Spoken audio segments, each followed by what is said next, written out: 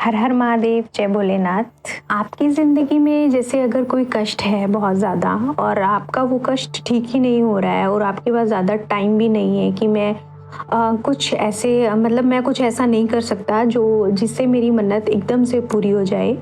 आपके पास इतना समय ही नहीं है, आपके पास समय कम है और आप चाहते हैं कि मेरी जो समस्या है वो जल्दी ठीक हो जाए, जो आपके कष्ट हैं वो जल्दी ठीक हो जाएँ। तो उसके लिए मैं एक उपाय लेके आई हूँ। आपने कनेर का फूल सुना ही होगा, एक येलो कलर का फूल होता है, वो आपको लेना है। मतलब आप घर से नहीं ले जा सकते हैं तो आप मंदिर में भी आपको वो मिल सकता है। अगर आप कहीं बाहर से ला सकते हैं तो वो आप ला सकते हैं। वैसे तो यह उपाय 5 कनेर के फूल के साथ होता है, लेकिन हम 5 कई बार होता है कि हम नहीं ला सकते हैं, तो हम एक फूल से भी वह उपाय कर सकते हैं। आपको घर से 1 लोटा जल लेकर जाना है और आपको वहाँ मंदिर में आपको कनेर का फूल मिल जाएगा, और ये नहीं मिलता है तो आप लेके चले जाइए। आपको वो फूल लेकर जाना है और आपको सबसे पहले आपको 1 लोटा जल महादेव को चढ़ाना है अपनी मन्नत रख के, और श्री शिवाय नमस्तुभ्यम का जाप करते हुए कम से कम 11 बार तो आपको वो जाप करना ही होगा। जाप करने के बाद आपको वो जल चढ़ाना है। साथ साथ भी चढ़ा सकते हैं, साथ साथ भी कर सकते हैं, और या फिर आप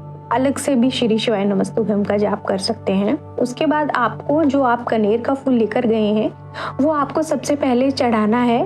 गणेश जी महाराज को स्पर्श करवाना है, उनको टच करवाना है गणेश जी भगवान जी को अपनी मन्नत रख के कि मेरी यही मन्नत है और मेरे पास ज़्यादा समय नहीं है। गणेश जी महाराज जी, आप मेरी ये मन्नत सुनिए और मेरी मन्नत पूरी कीजिए। उसके बाद आपको वो वहाँ से टच करवाने के बाद आपको फूल उठाना है, फिर आपको चढ़ाना है कार्तिकेय जी के। आपको कार्तिकेय जी भगवान जी को स्पर्श करा के अपनी सेम वैसी ही मन्नत रखनी है, और मन्नत रखने के बाद आपको वो पुष्प उठा लेना है।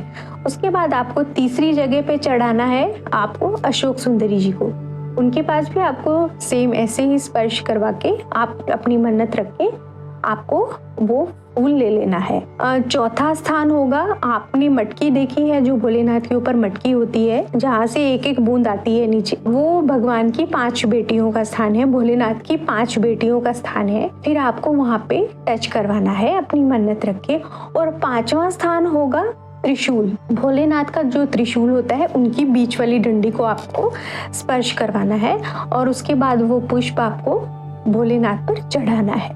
आपको इन 5 जगहों पे ये पुष्प चढ़ाने के बाद आपको भोलेनाथ को समर्पित करना है, चढ़ाना है अपनी मन्नत रख के। ये मन्नत करके आप आपकी जिंदगी में जो भी कष्ट होंगे, बहुत समय लग रहा है कि ठीक नहीं होगा और आपके पास टाइम नहीं है, तो इससे आपकी यह मन्नत पूरी हो जाएगी। आप पूरी विधि के साथ ये करना जैसे मैंने बताया है, और आपकी जिंदगी के जो कष्ट होंगे वो ठीक हो जाएंगे। इसके साथ में एक और दूसरा उपाय है, वो भी सेम कनेर के फूल से ही है। आपको अपने घर से कनेर का फूल लेके जाना है और आपको 2 लोटे जल लेके जाने हैं तांबे के लोटे में, वो एक साथ चढ़ाने हैं, और उसके बाद आपको वो कनेर का फूल भोलेनाथ को चढ़ाना है अपना नाम और गोत्र बोलकर और अपनी समस्या बोलकर। ठीक है, आप ये भी उपाय कर सकते हैं, इससे भी आपकी हर मन्नत पूरी हो सकती है जो आपके जीवन के कष्ट है। आप बहुत समस्याओं में फंस गए हैं, निकलने का नाम ही नहीं ले रहा है और आप दुखी बहुत ज़्यादा हो गए हैं, तो आप हर महीने एक शिवरात्रि आती है, आप भोलेनाथ के मंदिर जाइए। हर महीने की शिवरात्रि पे आप रोज़ नहीं जा सकते हैं,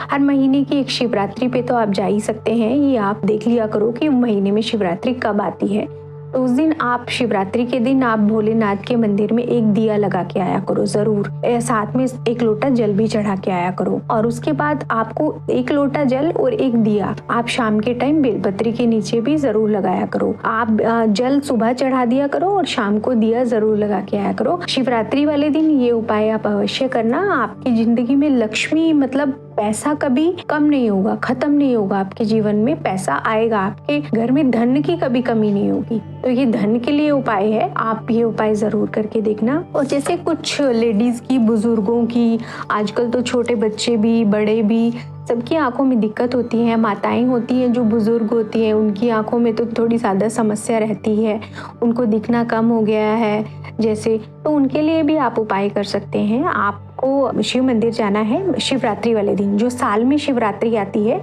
उस दिन आपको शिव मंदिर जाना है रात को। और रात को आपको जल चढ़ाना है वहाँ पे, और आपको एक शहद चढ़ाना है भोलेनाथ पर और एक बेलपत्री।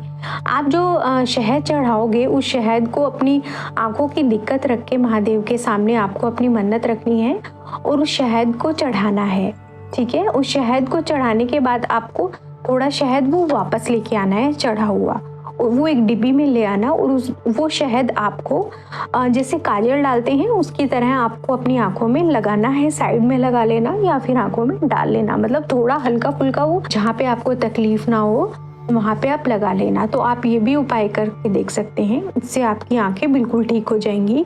और जो भी आपकी आंखों से कम दिख रहा है या फिर दिख ही नहीं रहा है, कुछ ऐसे लोग हैं, कुछ ऐसी माताएं हैं जिनको दिखना बिल्कुल बंद हो गया है, तो वो आपका ठीक हो जाएगा, दिखना शुरू हो जाएगा। वैसे तो देखो उम्र के हिसाब से सब चीज़ें होती है, लेकिन भैया भक्ति सबसे बड़ी चीज़ है। अगर हम भक्ति करें तो क्या नहीं हो सकता, सब कुछ हो सकता है। हमें श्रद्धा, भक्ति और भरोसा रखना बहुत ज़रूरी है। कुछ माताएं बहनें हमारी बहुत दुखी रहती हैं, बहुत आंखों में आंसू रहते हैं, बहुत घर गृहस्थी से परेशान रहती हैं, कुछ अपने हस्बैंड से परेशान रहती हैं, तो उनके लिए भी एक उपाय है, शिव मंदिर जाइए। रोज आप शिव मंदिर में सिर्फ एक चावल का दाना आपको अशोक सुंदरी के स्थान पर स्पर्श करके आपको वो भोलेनाथ पर चढ़ाना है। पहले अशोक सुंदरी को स्पर्श कराना है, फिर भोलेनाथ को चढ़ाना है।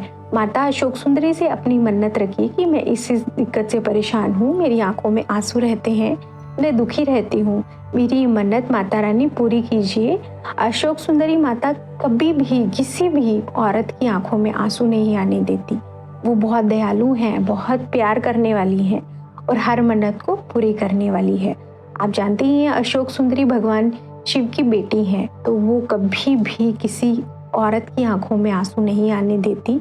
कोई भी औरत किसी भी दिक्कत से परेशान है तो अपना ये उपाय भी कर सकते हैं। और इसके साथ साथ तो मैं कहूँगी कि भोलेनाथ पर भरोसा रखिए, उनकी पूजा कीजिए, उनकी भक्ति कीजिए, उनको अपने दिल में इस तरह बसा लीजिए जैसे कि बस जो कुछ है आपके लिए भोलेनाथ ही है और आपका प्रेम प्यार सिर्फ उनके लिए ही है। क्योंकि भगवान को प्रेम प्यार करके तो बहुत जिंदगी अच्छी हो जाएगी, बहुत कुछ मिलेगा जिंदगी में। इंसानों से प्रेम प्यार करके क्या मिलेगा आपको। मैं ये नहीं कहती कि आप अपने फैमिली मेंबर से अटैच ना हो, अपने बच्चों से अटैच ना हो, अपने हस्बैंड से अटैच ना हो, अपनी बहनों से, माँ बाप से अटैच ना हो, ऐसा नहीं है। लेकिन मैं ये कहती हूँ उनके साथ साथ आप जितना ज्यादा हो सके भोलेनाथ से अपना संबंध बनाइए, भोलेनाथ से प्यार कीजिए, भोलेनाथ को अपने पिता मानिए, भोलेनाथ के प्रति भक्ति इतनी कीजिए कि आपको जिंदगी में आपकी कोई कष्ट आए ही ना, आपकी जिंदगी इतनी अच्छी हो जाए कि आपको किसी के सामने हाथ फैलाने की जरूरत ना हो, किसी को अपनी जरूरतें बताने की इच्छा ना हो।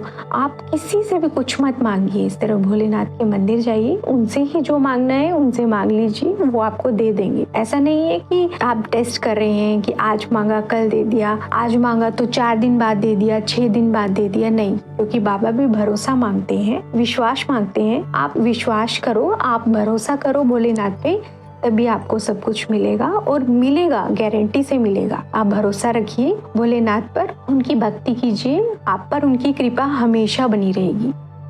हर हर महादेव, जय भोलेनाथ।